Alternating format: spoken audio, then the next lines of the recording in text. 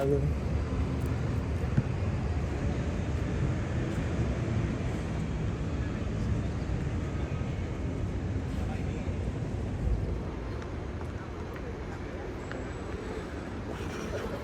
Claro, voy a... Es una expresión de amor.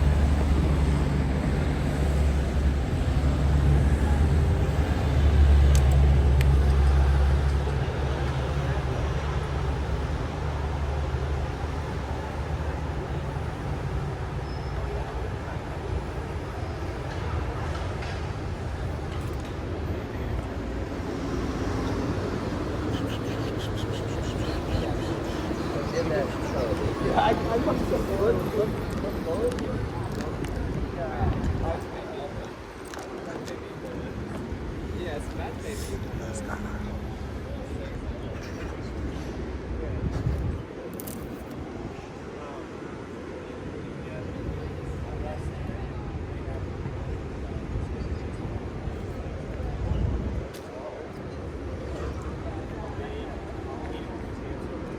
Let's go.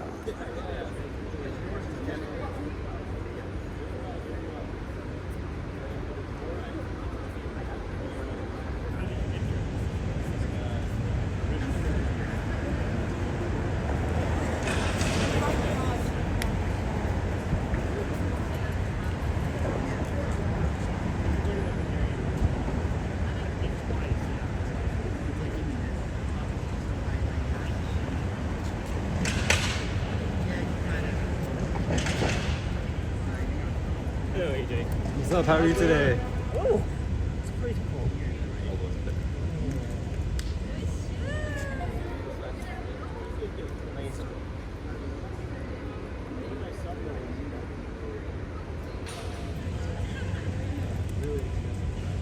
I get too shaky when I get up close. And then that one over there has none of the stuff on it. It's all like taken down. What is that? It makes like your phone is like a camera. It's Yeah. Renovation.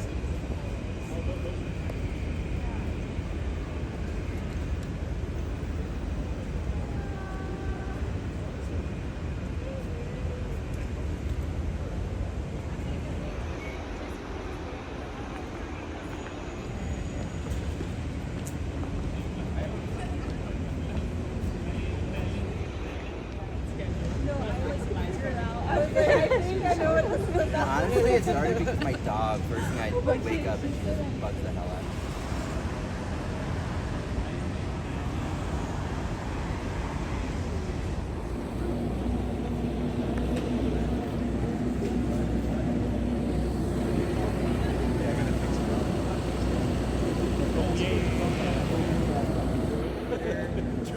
Mom is over delivering. You're down.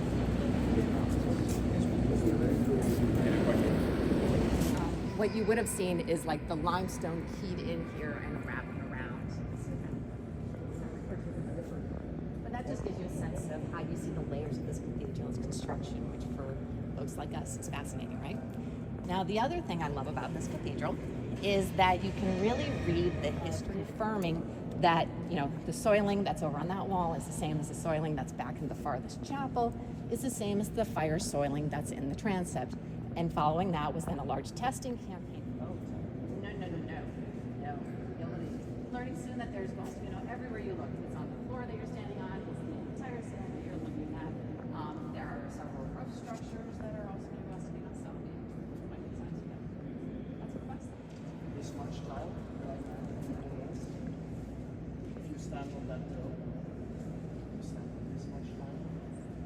The top of the dome is only 3 layers thick, but the border between it is 3 3/4 inch thick.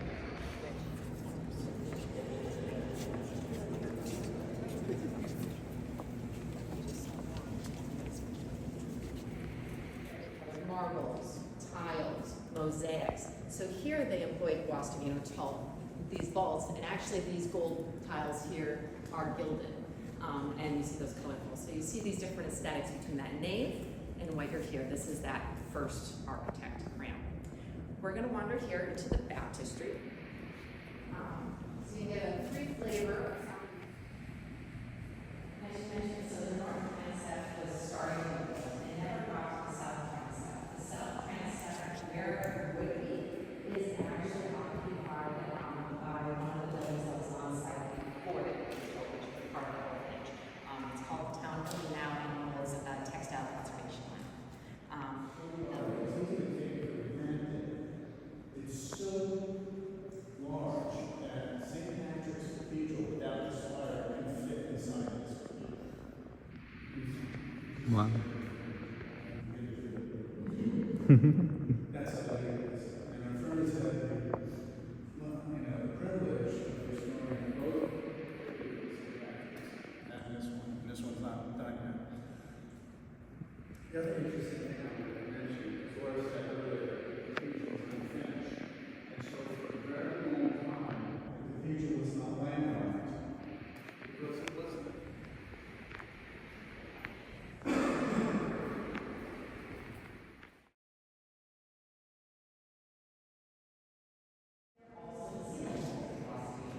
It's coated with plaster, which is a traditional finish in Catalonian. When you're in the Boston Public Library, it's a great innovation with these techniques. It's very traditional technique, but his innovation was the application of those tiles in these different patterns. This is the traditional finish. And then, of course, Boston walls with the beautiful place. So this is the second chapel. This dates from, well, it was consecrated in 1911, started in 1906. We're going to go next door.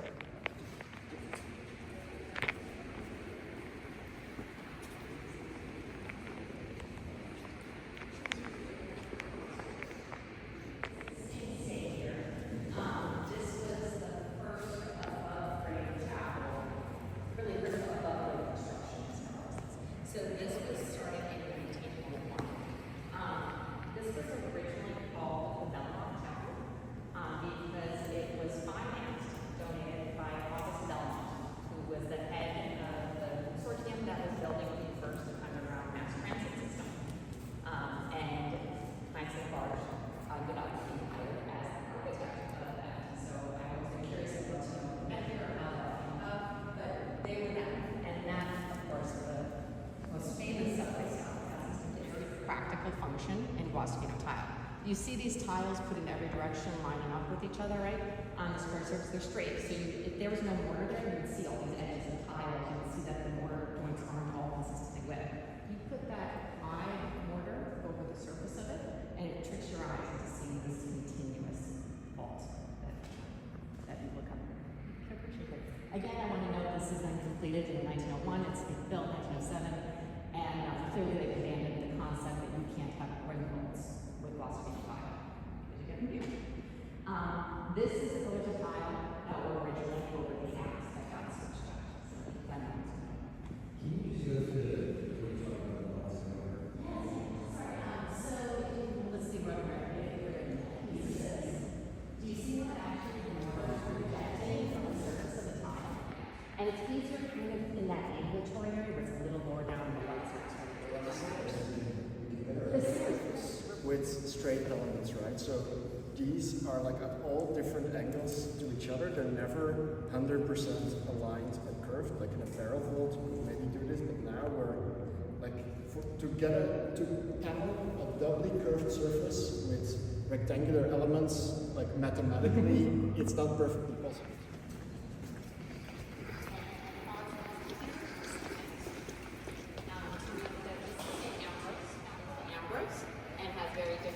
Very similar finishes of limestone, and again the core and the roof structure.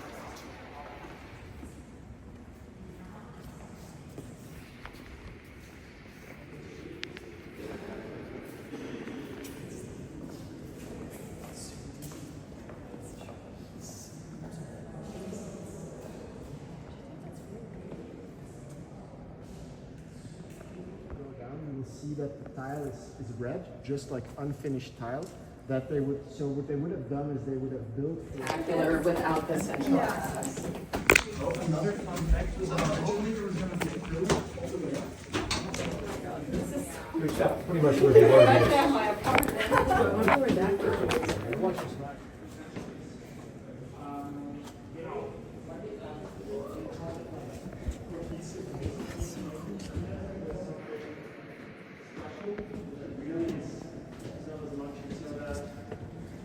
The types of mortar that they use is very important, and you need that. You need a strong mortar. Well, yeah, at first you need a mortar where you can have some tensile strength.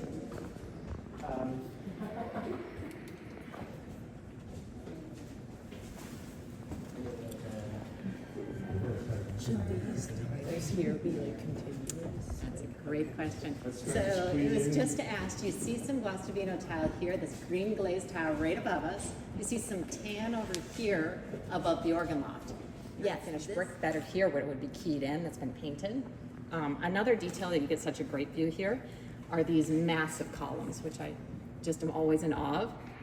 The initial intent was for each column to be one piece, but it kept breaking the lathe. So they did each one in two pieces. These were brought from Maine. The bottom piece is a solid piece of granite that weighs 90 tons on each of these columns. The top piece weighs 40 tons on each column, 130 tons for each column total. It's wide enough for two-way traffic. Here's the transition that we see from like the structural tile, and then also like the finished one. And right behind you there is where they went the wrong way. And so you can really see the section of how this was done. And so what they would have done originally is they would have put a little piece of wood here. And then they would have put the tiles on top of that, and taken out a piece of wood afterwards, so they had like a little bit of scaffold. And so, right, and then afterwards you come back with the finished product. So let's go. If you guys can look at it.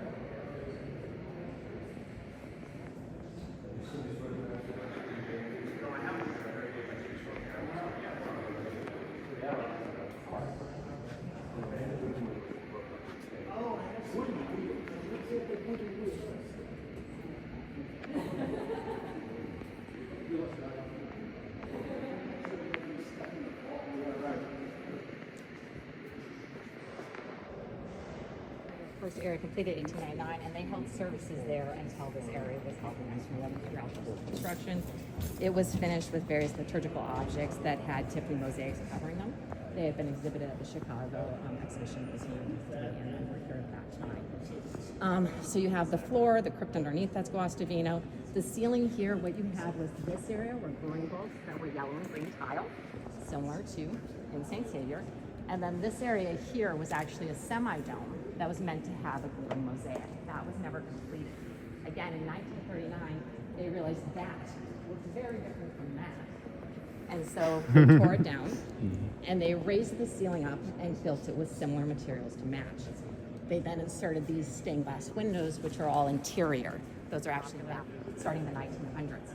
Raphael Jr. learned graphic statics while he was building St. Paul's Chapel over at Columbia between 1904 and 1907. So he applied it here in 1908. He also used it to design the dome. So we'll move this way and start talking about that. I mean, it's an engineering technique. Not being an engineer, I'm not going to attempt to explain it to you. So then they were doing St. Paul's Chapel, and I think my hypothesis is that they told Columbia and were like, hey, can they prove that this works? Because I think they want to win or whatever, and so actually it must have been like, they couldn't really prove it. I've been doing this forever, and so they contract Volt's work is they work in compression, so every tile pushes on the next one, and transmit forces, and you're not supposed to do more. And so for the weight of every tile, you can draw because there's like a curved surface, like the force gravity constant that you can down to is horizontal component of this. And so looking at send you some more information. Do they still have Sunday service here? Sure.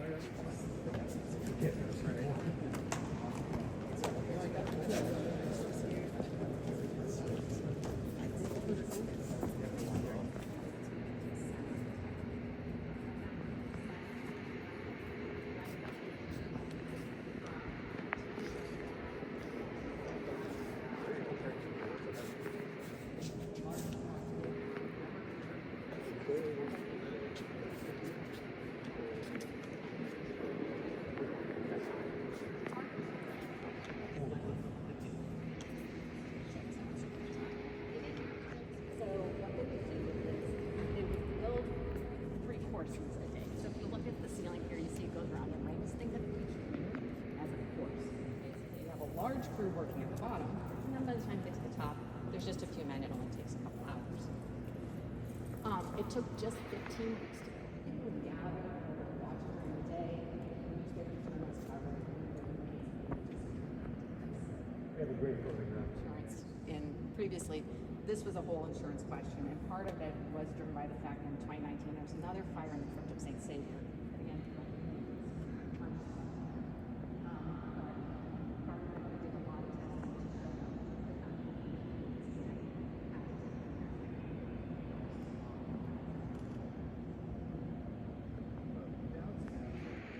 stone.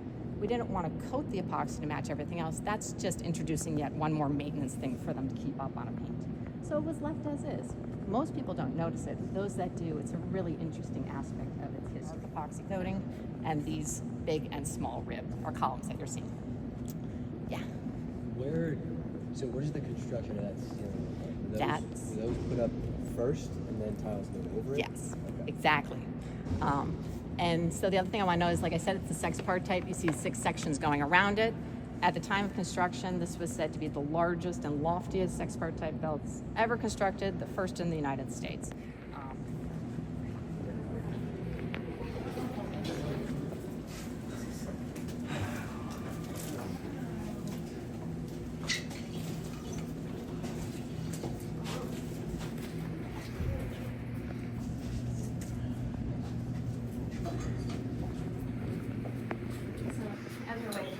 They're done in this sort of like medieval style. You start to look at the iconography, and there's this sports bay that has, you know, football player and baseball players, and you get the arts bay with Shakespeare and Donatello. This far bay over here, you'll actually see a representation of the Titanic. Beneath that is Union Theological Seminary, right at the street. See that? Kenyon College. Oh, no, thank you. I didn't know that one. I was pointing out the Columbia Street. There wasn't too much I wanted to point out here. This is partly so we can catch.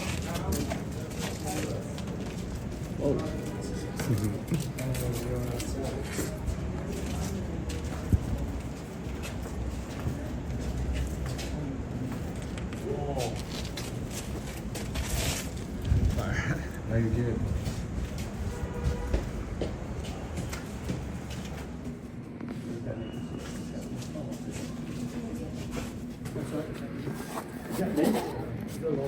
Those of you like Notre Dame in Paris, you think of the flying buttresses. What you're standing on out there is part of the buttress, and this is part of the buttress that you're seeing. Here's an internal system as well.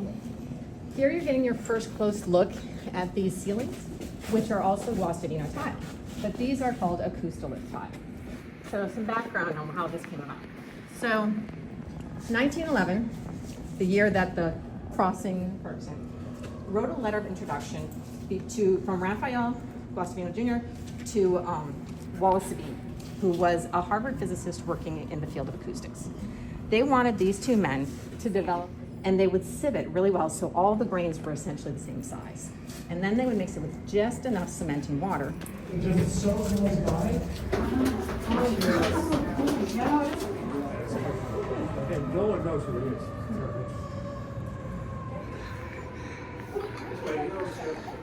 Up and down.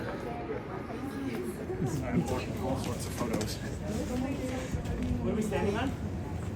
We are currently standing on, this is actually a concrete roof slab. Yeah. Do you have everyone yet? Is it We got 3 more. I think they might have stayed down. Okay. Okay. So, well, on the way down, we're going to make one more stop, talk a little bit, and see the multi-rails. But first, Yeah, I just want to mention 2 days. Right? Think about all the weight coming down on these walls. We're standing between the tops of the 2 buttresses on either side here with pinnacles on top, which are ornamental, but also functional because they're putting weight on the buttress, which in turn is pushing back on that wall. So, I want to tell you a quick little story about that tower. If you all go in this corner, kind of in this direction, and in case they were stopped during World War II, and they decided to start doing this after World War II. So I think they started talking about it in the 70s or so, 1970s, and they started by building the 2 bell towers, right? So they had to bring in a master stonemason from England who set up shop on the other side of the building, and he trained, never worked on scaffolding, never cut stone, and wasn't afraid of heights, and they built that. And I think it's pretty amazing, right? And so they were building that building, and so before they started the actual construction, I would say it was about before, of course, it was the bishops, governor from Albany, you know, important politicos, etc. Well, Philippe Petit is a high wire walker. Washington and himself. So he did that. He did the lion on your campus. Oh, yeah. Yeah.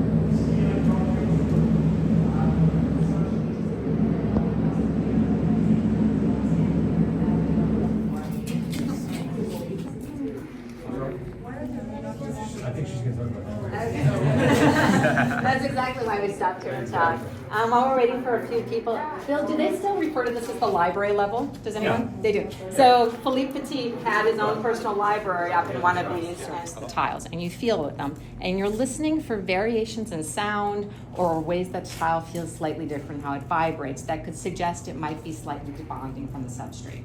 And what we do is we're doing that, we're tapping along. Anytime there's something slightly off, we mark it with a piece of tape. And that allows us then to pull back and look at the area and see a pattern, see what's going on. Now, a piece of tape, a sound, a vibration, doesn't necessarily mean the tile's loose or anything. It could be there's a void behind it, it's part of the construction. So it's a matter of analyzing that. Then we'll generally do probes, take out a tile, look behind it, try to understand it, manufacturer placement. So we took a tile, we digested it with acid, and then we found out the sieve of those particles, and then gave that information to the contractor who made new tiles here on site. They mixed that with a little more water than Guastavino did. They were not comfortable with how little water he put into it, so they are denser, and the knowing eye can find them, but they do blend well. Then they use pigments to create additional variation in color. They did that. They've done it for periodic maintenance. I mentioned there was a fire in 2019 in the Crypt of St. Savior.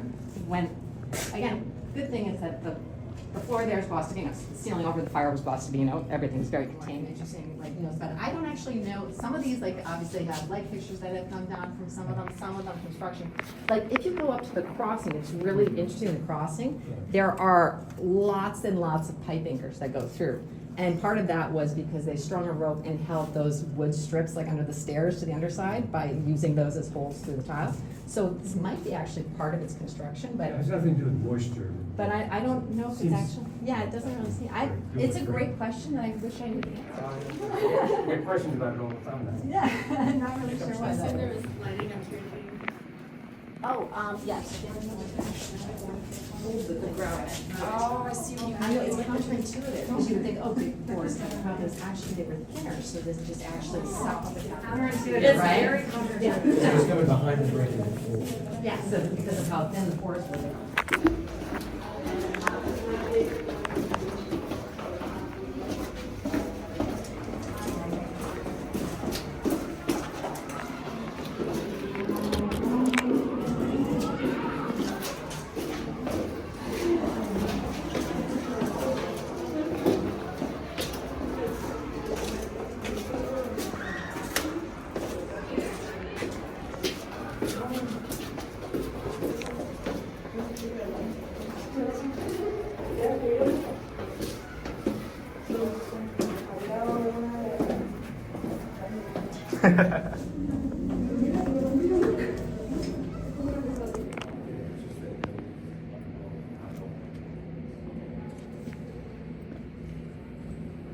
Kind of the end of the course, so if you want to continue exploring the cathedral, you should feel free. There's sometimes some exhibitions.